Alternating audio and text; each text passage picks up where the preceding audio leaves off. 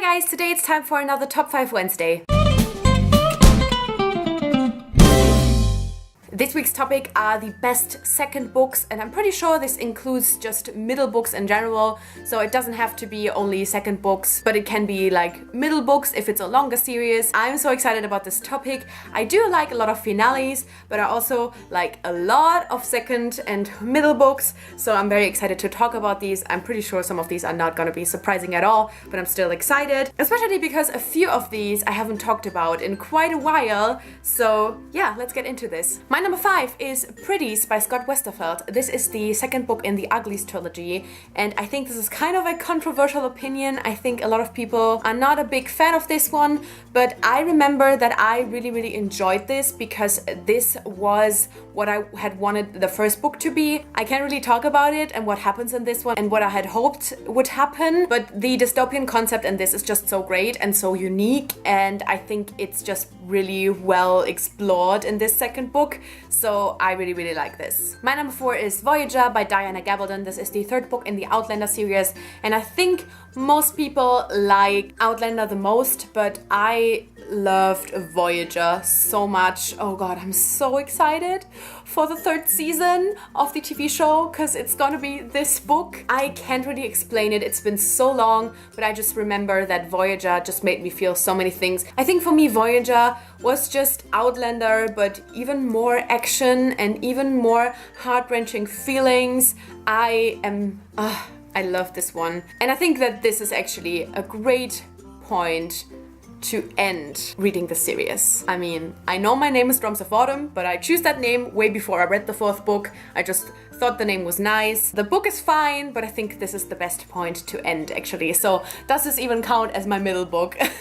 Now, number 3 and number 4 take place in the same world, and I have a little bit of trouble trying to figure out which I like more, but I'm just gonna go with which series I like more in general. So the series I like a little bit less is The Infernal Devices, and that means my number 3 is Clockwork Prints by Cassandra Clare. Now, my experience with The Infernal Devices was very interesting because I really was not a fan of the first book. By now I know that I'm just not the biggest fan of Cassandra Clare's first books in general, but I still really loved City of Bones when I first read it. Reading Clockwork Angel the first time was catastrophic. I really didn't like it, but at that point I was still someone who just really liked to finish all of her series, and I think I just had a lot of faith in Cassandra Clare, so I decided to continue, and Clockwork Prince was so amazing. I do also really love Clockwork Princess, and I think Clockwork Princess has one of the most amazing epilogues of any book ever, but I still like Clockwork Prince a little bit more. I think it's really action-packed. I think it has some great romance elements in it, and yeah, I just think this is a really great second book. And you might have guessed it, my number 2 is from the Mortal Instruments, and I also think it is not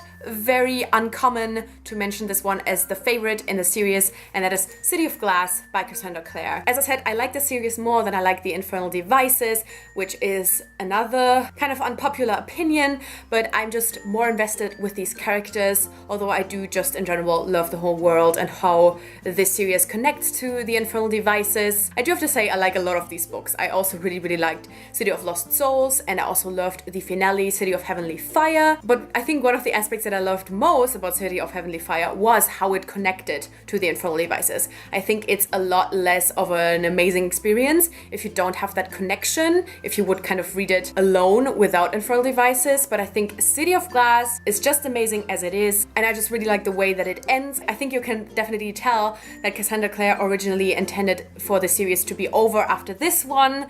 It's definitely a really great ending. I mean, I guess once again, it's a kind of a cheat as far as middle book goes, but I'm still counting it, whatever. And yeah, it would be great if I could reread these books soon because it's been so long. I can't believe it, it's been so long. I read this when I first joined BookTube. That was more than 4 years ago. What the heck? And who knows, maybe I feel different about it then. And my number 2 is honestly very obvious. I think especially if you have been following my channel for a while. This trilogy is one that I talked about so much until Shades of Magic came along. And that is The Hunger Games, and my favorite is obviously, I mean, I guess in that case it's kind of obvious because there's only 3 books. So what's the middle book? Catching Fire.